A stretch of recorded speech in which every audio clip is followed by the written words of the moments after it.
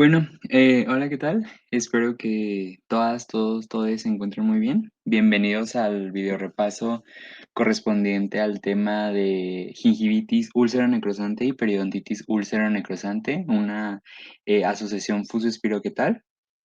Y bueno, me presento, mi nombre es Daniel Domínguez, soy estudiante de la licenciatura en cirujano dentista en el Centro Universitario de Ciencias de la Salud de la Universidad de Guadalajara y pues también soy miembro del cuerpo de instructores de microbiología del CUCS de la UDG. Bien, vamos a iniciar con el tema. Estos van a ser algunos de los subtemas que vamos a estar tocando en este video repaso, una introducción. A veces nos podemos llegar a confundir entre qué es gingivitis úlcero-necrosante, y una gingivitis, normal. Entonces, hay que hacer esa, aclaración entre una enfermedad periodontal necrosante y una gingivitis o periodontitis normal. Las enfermedades periodontales necrosantes propiamente dichas, gingivitis úlcero-necrosante y periodontitis úlcero-necrosante, la relación fuso-espiroquetal que tiene, el tratamiento para GUN y PUN y una pequeña conclusión. Bien, antes de iniciar de lleno con el tema, hay que conocer conceptos anatómicos básicos.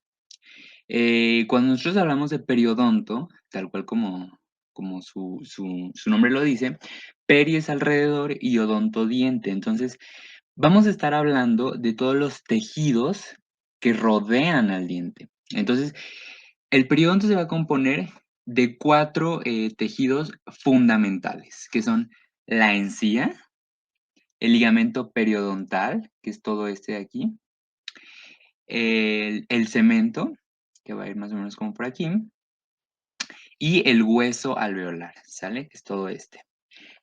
Todos estos nos van a permitir, o el periodonto en sí, que es el conjunto de estos tejidos, nos va a permitir el sostén y protección del órgano dentario, ¿sale? Una característica muy importante del periodonto es la encía, y vamos a estar tocando conceptos de encía o términos de encía, porque la encía tiene como su clasificación, entonces pues también es importante que la sepan. La encía se divide en 3 partes: una encía libre o marginal, una encía adherida y una encía interdental o papila interdental. La encía libre, como aquí viene en la imagen, es la encía que va a rodear el diente. Algunos autores la denominan que tiene forma de collar y es chiquita, si se fijan, mide 1 milímetro aproximadamente y está presente en prácticamente pues todos los órganos dentarios. La encía adherida es la que va desde el surco marginal, donde termina la encía libre, hasta acá, que es la unión mucogingival, donde ya va a iniciar la mucosa alveolar. Entonces, todo esto es la encía adherida. Y la encía interdental, o encía interproximal, o papila interdental es lo mismo, son sinónimos. Tal cual como su nombre lo dice, pues es la encía que se encuentra entre los dientes, ¿sale? Entonces, toda esta parte de aquí es la encía interproximal. Es importante conocer la clasificación de la encía porque las enfermedades necrosantes, conforme van evolucionando, van afectando diversas partes de la encía. Entonces, es importante y hacer énfasis en conocer cómo se clasifica la encía. Yo aquí les puse lo del surco gingival. El surco gingival es de importancia clínica porque el surco gingival, hagan de cuenta que viene el margen gingival o la encía libre, que es este de aquí, y se produce una invaginación al momento en el que va erupcionando el órgano dentario, ¿sale? Que es esta parte de aquí. Esto de aquí es el surco gingival. Este surco gingival cobra importancia clínica. ¿Por qué? Porque en esa zona de aquí, en toda esta zona de aquí, hay una prevalencia de periodontopatógenos, como lo puede ser Porphyromonas gingivalis, Tannerella forsythia, Treponema denticula, ¿sale? Y también juega un papel fundamental para el diagnóstico de algún tipo de enfermedad periodontal, ¿sale?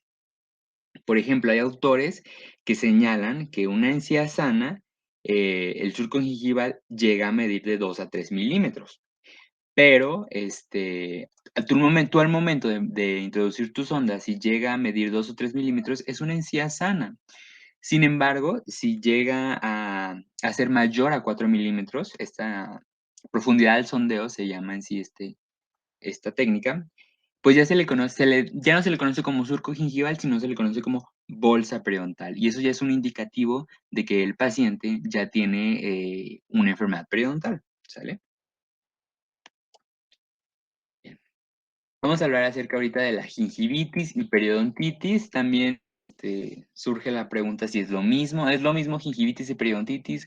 ¿Cuál es la diferencia entre una gingivitis normal a una gingivitis úlcero-necrosante? Bueno, pues ahorita vamos a responder todas esas dudas. Primero, la gingivitis es básicamente la inflamación de la encía. Sin embargo, a diferencia de la periodontitis, esta no afecta el ligamento periodontal. Y la gingivitis puede tener diversas etiologías. Puede ser una gingivitis asociada a placa, como es en la mayoría de los casos, o puede ser una gingivitis no asociada a placa. ¿A qué me refiero con esto? Hay pacientes, por ejemplo, uno de los trastornos más comunes es el granuloma piógeno que se presenta en mujeres embarazadas y que también se le conoce como gingivitis del embarazo, ¿sale?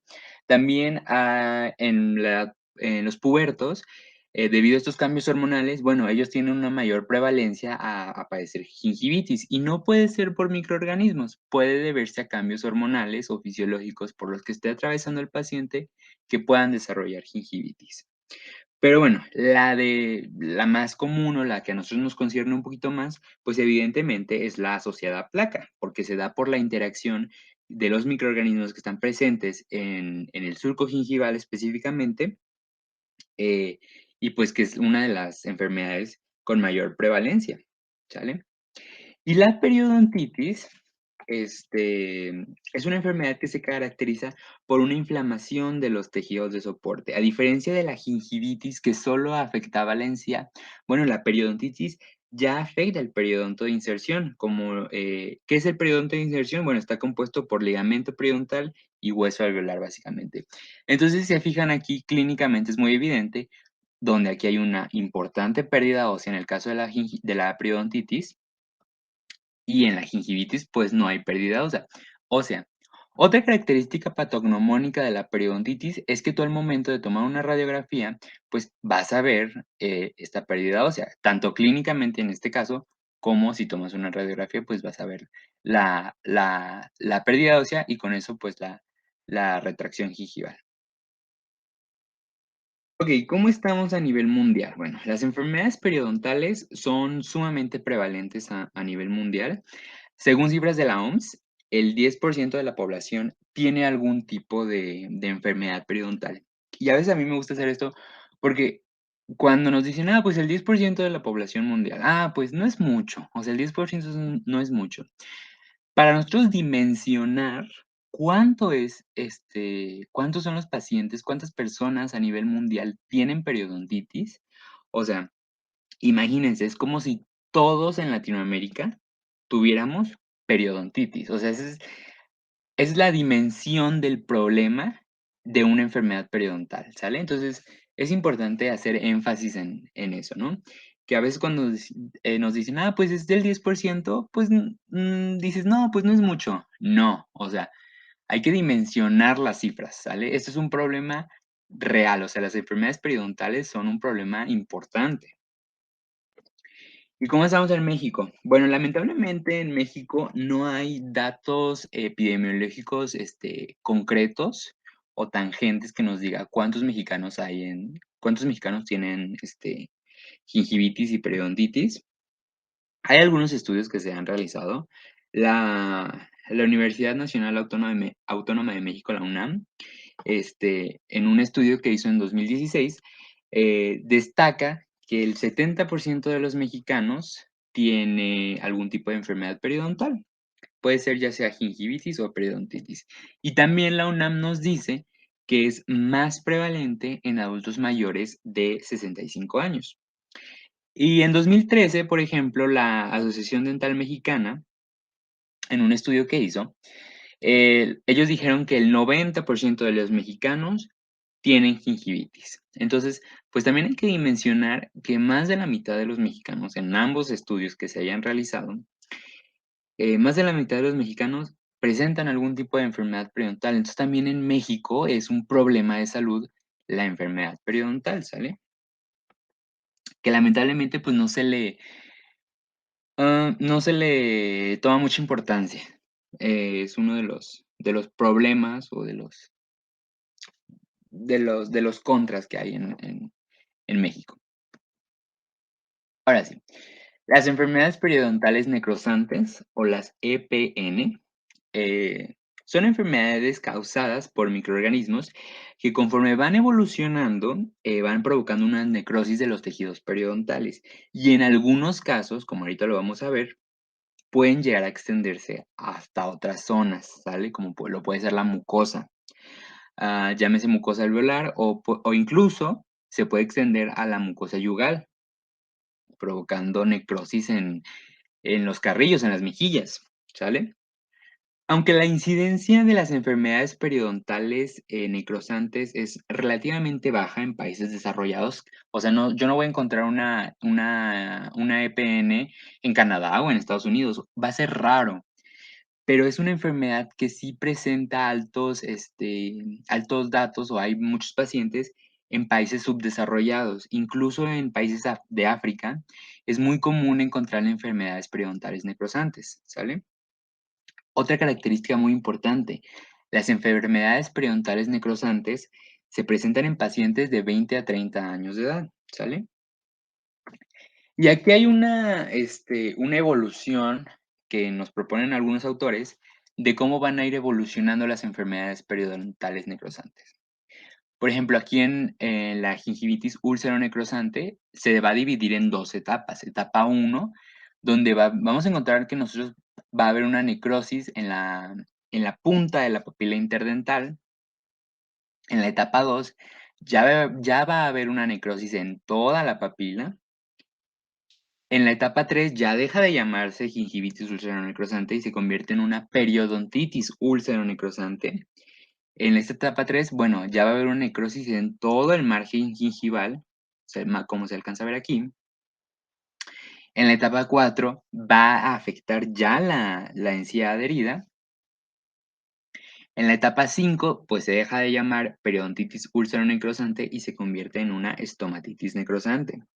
Entonces, en la etapa 5 va a haber una necrosis en la encía insertada. Si se fijan, ya, ya avanza un poquito más. Este es el caso en un, por vista palatal, donde vemos que ya hay una afección incluso pues ya hasta acá, hasta el paladar, pues.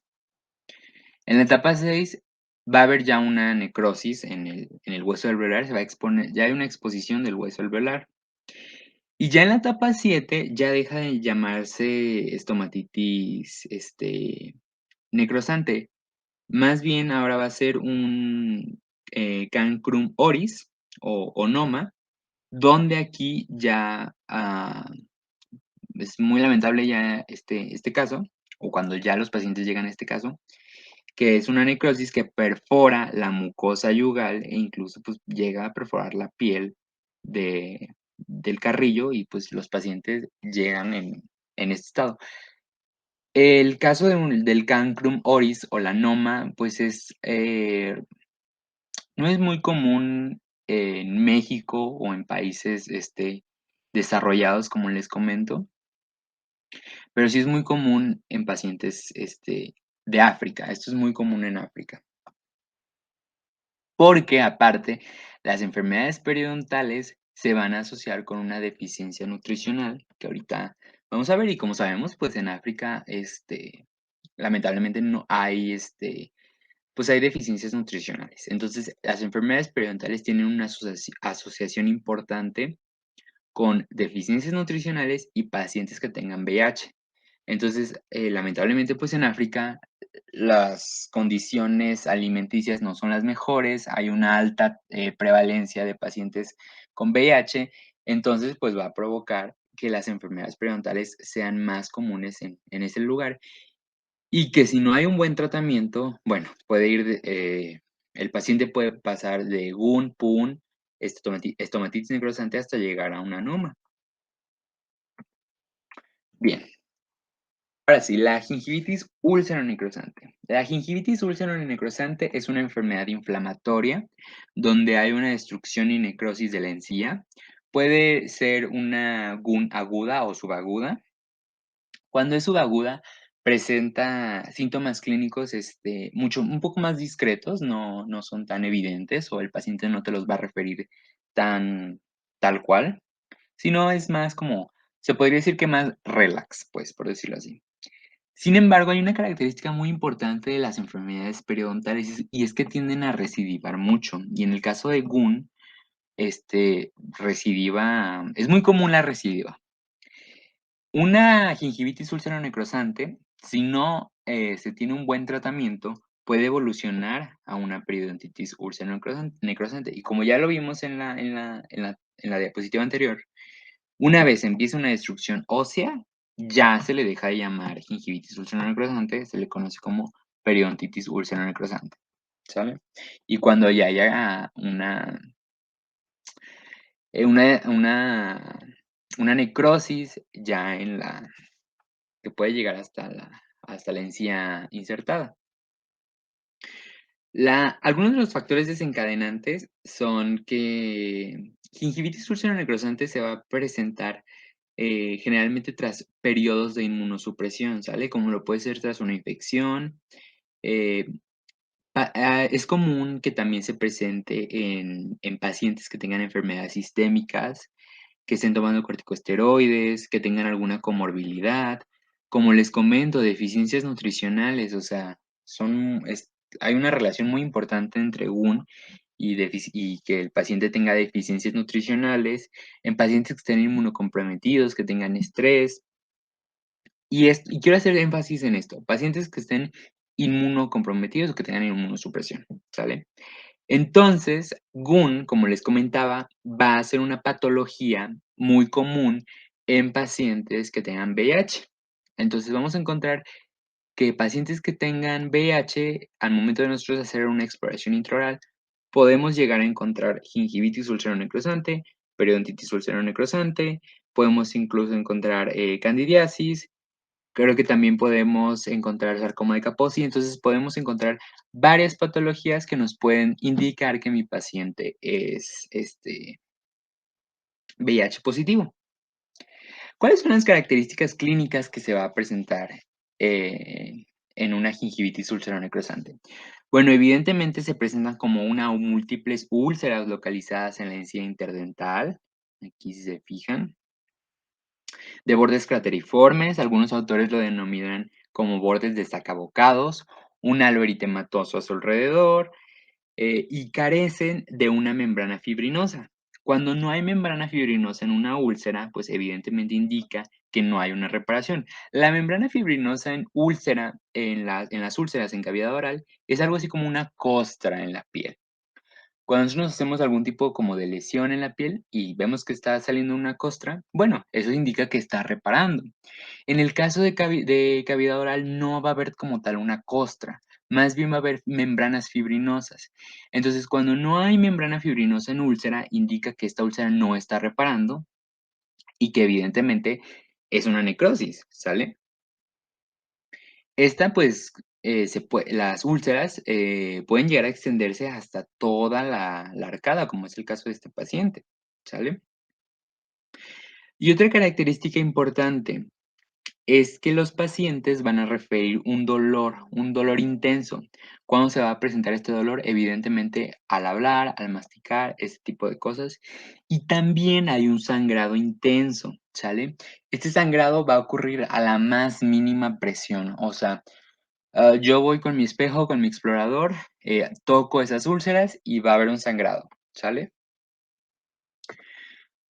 La sintomatología que va a presentar el paciente, dolor, sangrado, como ya les comentaba. La literatura también sugiere que algunos pacientes pueden presentar linfadenopatías, temperatura de 38 grados, sabor metálico, También algunos pacientes nos van a referir que sienten su saliva como pastosa y en casos extremos, el paciente puede presentar taquicardia, leucocitosis, pérdida de apetito, astenia, dinamia, cefaleas y todo esto. Entonces, ¿cómo yo voy a decir, ok, me llegan todas estas características, toda esta sintomatología? ¿Cuándo yo voy a decir, ok, esto es una gingivitis úlcera necrosante? El diagnóstico es un diagnóstico meramente clínico y se basa en tres características patognomónicas que tiene GUN. Número uno, úlceras en encía interdental, estas úlceras necrosantes que ya las hemos visto, que son estas que se presentan aquí. Estas úlceras son patognomónicas de GUN. Dolor, el paciente refiere mucho dolor y mucho sangrado. Entonces, si el paciente cumple con estas tres características, es una gingivitis úlcero-necrosante. Pero ojo, a veces, si nada más nos muestran la foto, nosotros la podemos llegar a confundir la gingivitis úlcero-necrosante. Es común, ok, si me muestran a mí estas dos fotos, pues bueno, puedo pensar en GUN o puedo pensar también en una gingivoestomatitis herpética primaria, ¿sale? ¿Cómo entonces yo voy a descartar entre una gingiviostomatitis herpética primaria y una GUN? Esa es una tabla que viene en el libro de Linde, que a mí se me hizo muy buena. Bueno, primeramente, la etiología. O sea, en las enfermedades periodontales necrosantes tienen una etiología bacteriana y en la gingivitis herpética primaria, pues, tiene una etiología de virus herpes. Simple, ¿sale? Entonces, desde ahí vamos a ir partiendo. La edad. Las enfermedades periodontales, como ya les comentaba, es común que se presenten en pacientes de 15 a 30 años de edad, de 20 a 30 años de edad. O sea, es común que ya se presenten en jóvenes o en adultos jóvenes, ¿sale? A diferencia de la gingivoestomatitis herpética primaria, esta es muy común o es muy frecuente en niños, ¿sale? El sitio donde se van a presentar en papilas interdentales, ¿sale? Papilas interdentales. Y la gingivoestomatitis se presenta sí en la encía, pero también se puede presentar en la mucosa bucal, o sea, se puede presentar acá en mucosa yugal, se puede presentar en mucosa labial, o sea, se puede presentar en varias zonas, ¿sale? Y gingivoestomatitis, y las enfermedades periodontales necrosantes, en el caso de GUN, únicamente en la encía, ¿sale? Bueno, aquí, las úlceras, como ya les comento, las gingivoestomatitis herpéticas primarias se presentan primero como vesículas, pero en cavidad oral las vesículas no duran mucho, o sea, eventualmente estas vesículas se van a romper, van a dejar estas úlceras y por eso se llegan a confundir. En el caso de la enfermedad periodontal necrosante, las úlceras tienden a ser como de un color blanco amarillento y carecen de fibrina. En el caso de gingivoestomatitis herpética, pues son úlceras, si se fijan aquí, pequeñas, a diferencia de estas que se pueden llegar, como les comento, a extender por toda la arcada. En el caso de gingivoestomatitis, no. O sea, sí son úlceras pequeñitas y que están rodeadas por fibrina. En ambos casos, pues puede haber halitosis, fiebre y ojo aquí. La enfermedad periodontal necrosante remite en 1 o 2 días, ojo, siempre y cuando haya un tratamiento, y la gingivoestomatitis no, puede durar hasta 2 semanas, ¿sale? La enfermedad periodontal necrosante no se contagia. Había hace mucho, se creía hace mucho tiempo que sí podía haber un contagio. Ya se ha demostrado que esto no pasa. Ya se ha demostrado tajantemente que no. Pero hace mucho, mucho, mucho, mucho, mucho tiempo se creía o se tenía una hipótesis de que podía llegar a haber un contagio. Evidentemente esto ya no, o sea, queda totalmente descartado. A diferencia, por ejemplo, de la gingiviostomatitis, donde evidentemente hay un contagio de virus herpes simple. No hay inmunidad en el caso de la enfermedad periodontal necrosante, como les comento, tiende a ser tiende a la recidiva. La gingiviostomatitis, pues puedes tener una inmunidad parcial. Y en el caso de la cicatrización, bueno, la enfermedad periodontal necrosante, obviamente va a provocar una destrucción del tejido periodontal. En el caso de la gingivitis, pues, no va a haber como secuelas, en sí. Esa es otra tabla que viene en otro libro, que, bueno, prácticamente viene en lo mismo, donde, pues, también, destaca o resalta las características de una gingivitis ulceronecrosante y una gingivoestomatitis herpética primaria.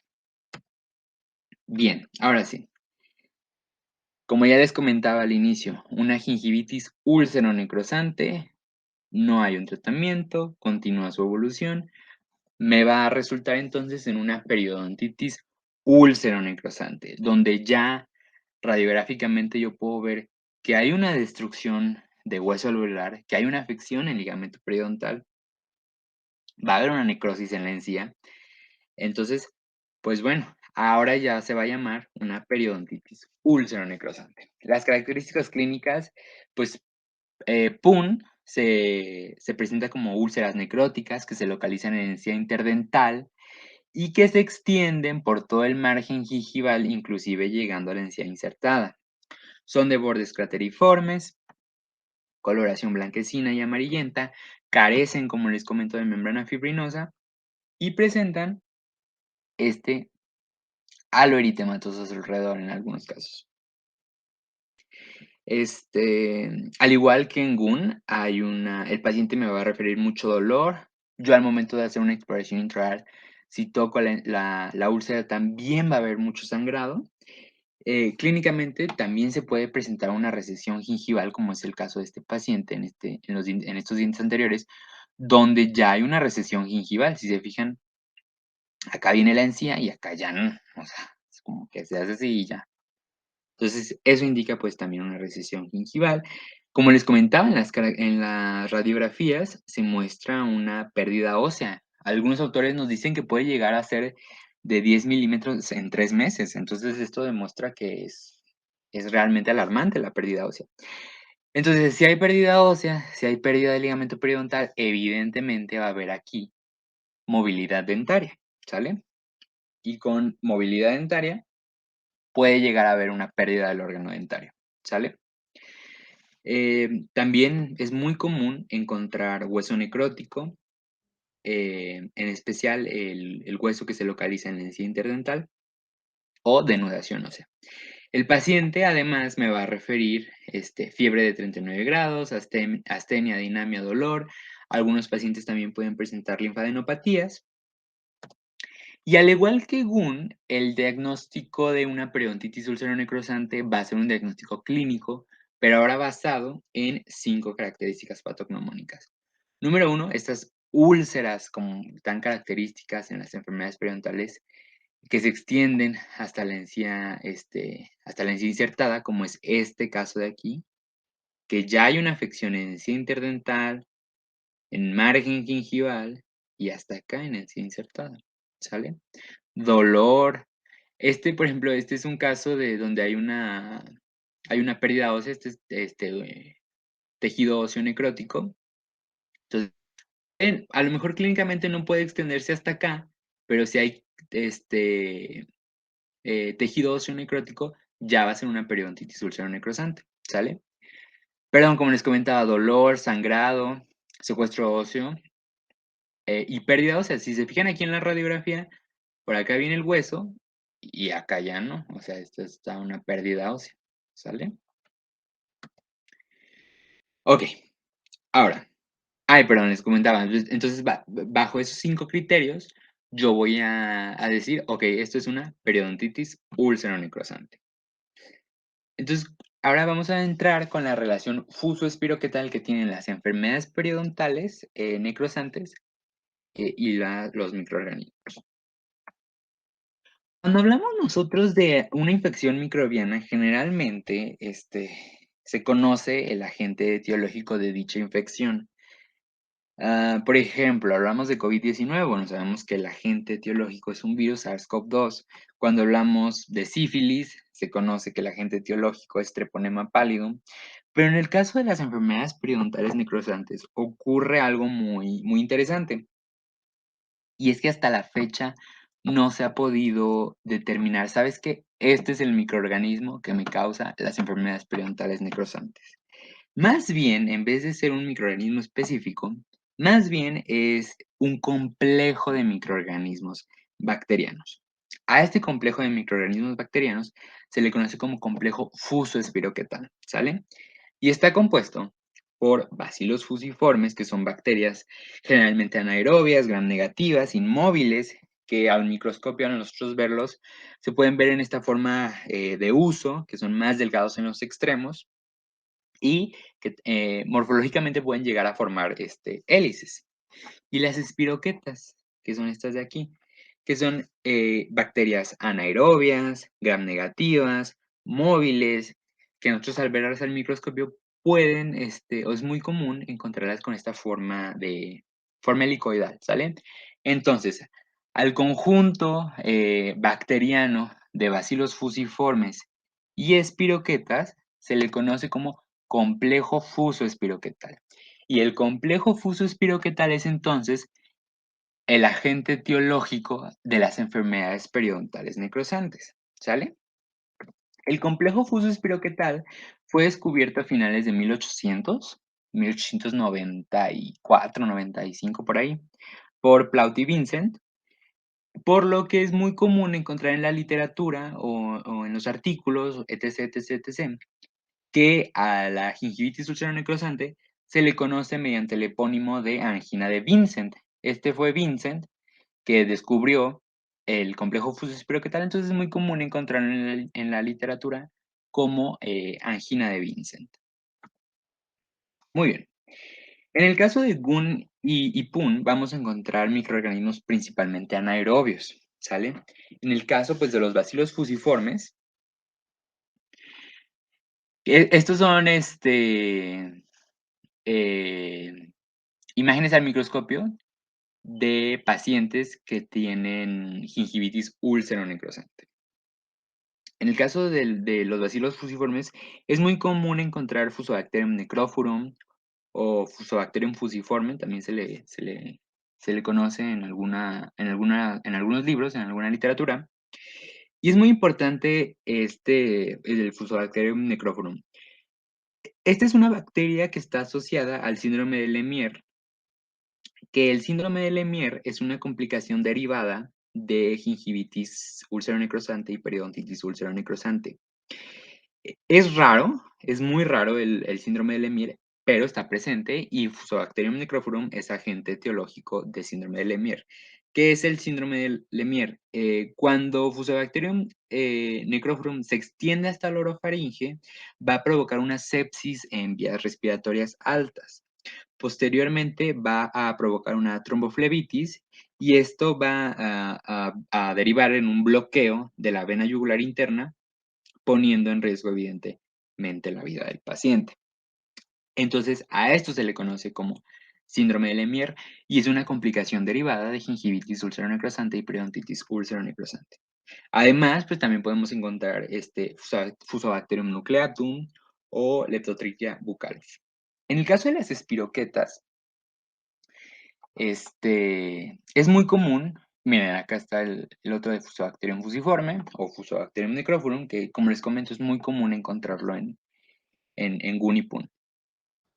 En el caso, perdón, ahora sí de las espiroquetas, vamos a encontrar Treponema vicenti o Borrelia vicenti, también conocida.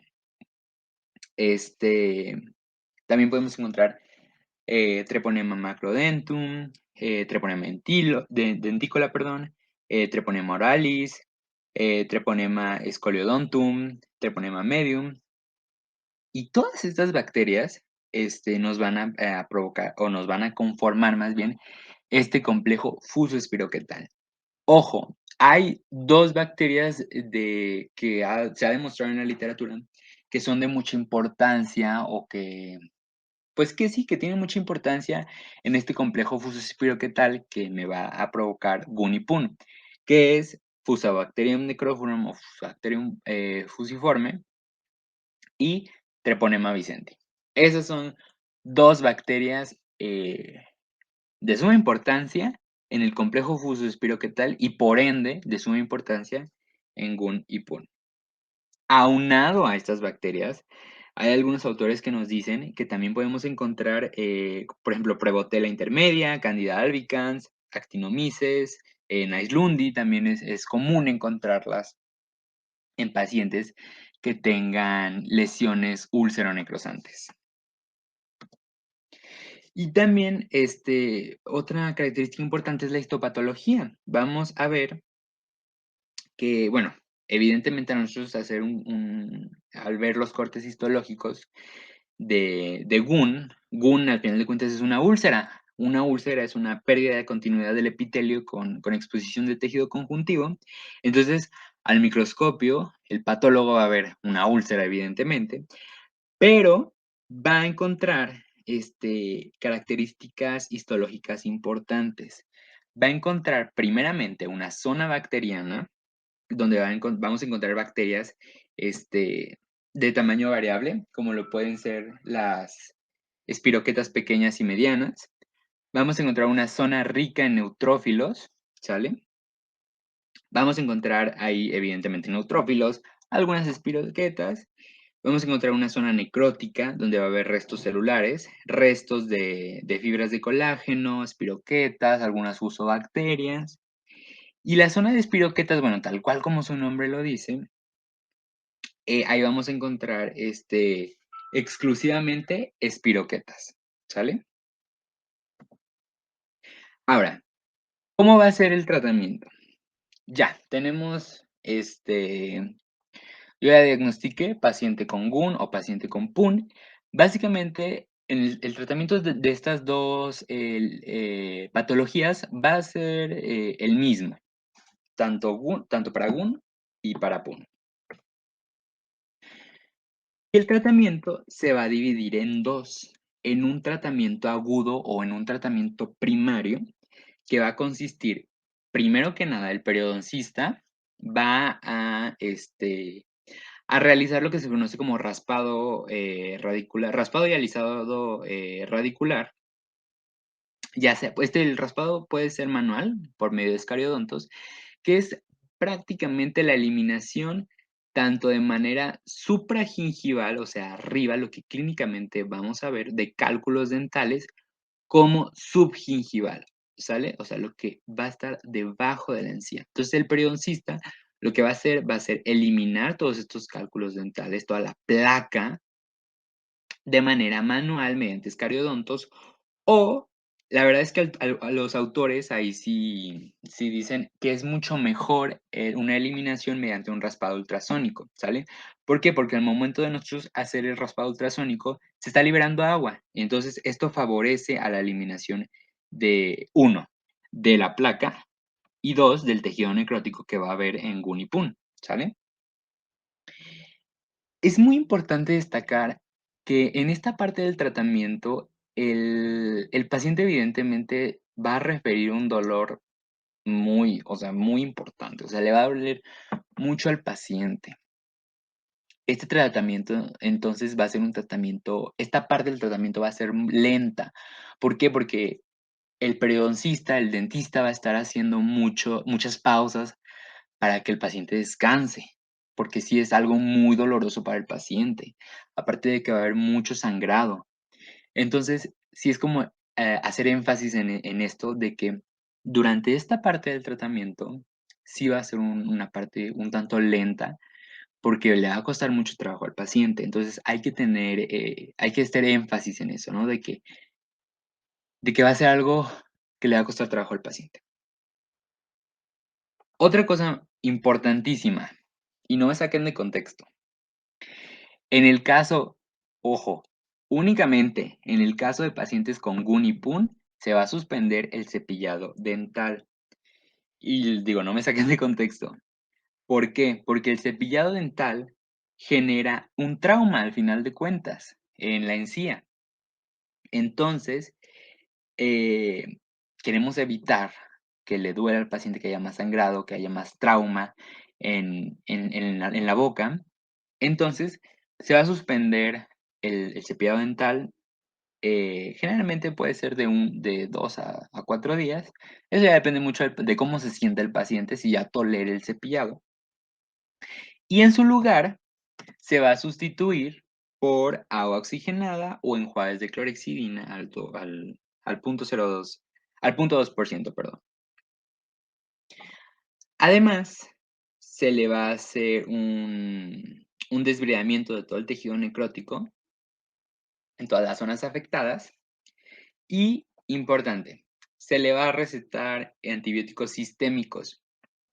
Hay muchos autores que dicen, bueno, pues también se le pueden recetar antibióticos locales. No es el caso, no es lo recomendable.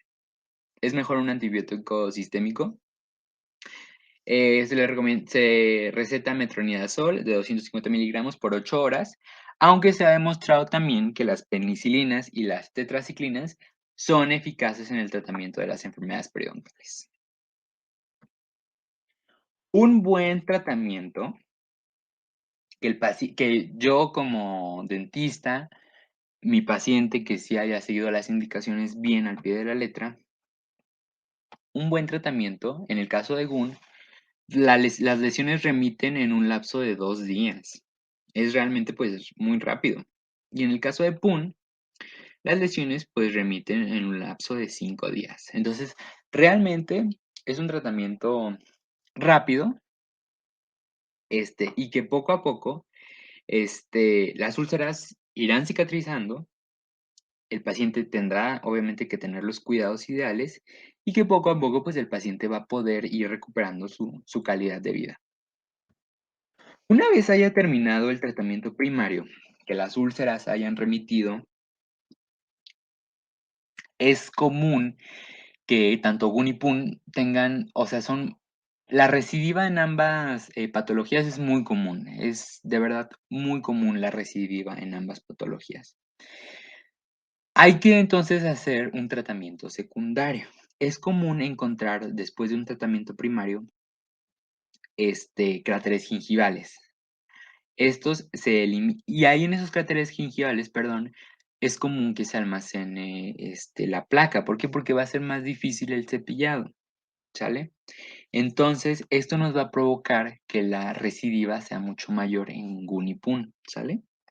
Entonces, hay que eliminar los cráteres gingivales. ¿Cómo se van a eliminar? Mediante una gingivectomía para nosotros restablecer la integridad de la encía.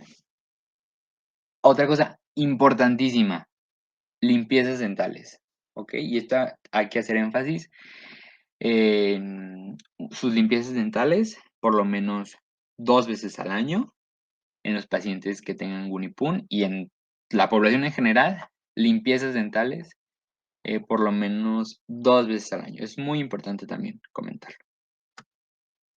Y ya para concluir, bueno, me gustaría presentarles un caso clínico. Se presenta un paciente masculino de 35 años de edad, fiebre de 38 grados, astenia, adinamia, dolor, sangrado, halitosis y a la exploración intraoral se observan múltiples úlceras de tamaño variable localizadas en la papila interdental, en la encía adherida, de aquí de la zona anterior, em, y posterior tanto de maxilar y mandíbula, ¿sale? Son de bordes, crateriformes, bordes bien definidos, tienen una coloración blanquecina, y pues, forma irregular, ¿sale? Se, toma una radiografía, ay, perdón, no la tengo.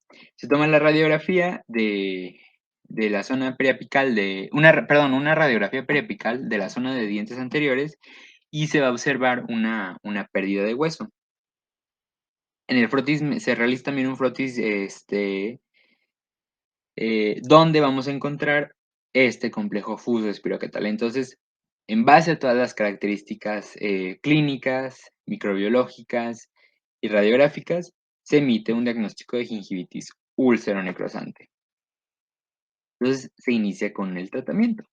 Como ya les comentaba, lo que se hace primeramente es un control de placa, el uso de antibióticos, suspensión del cepillado dental y después de 4 días de tratamiento, este es como llegó el paciente, 4 días después del tratamiento, si se fijan, ya hay una mejoría bastante, visible, bastante tangible en el paciente, ¿sale?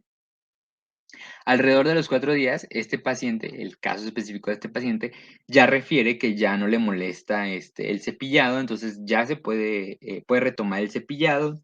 Evidentemente, hay una menor, inflamación gingival, las úlceras prácticamente ya han remitido en su totalidad, y el paciente también refiere que el dolor, pues, ya ha disminuido considerablemente.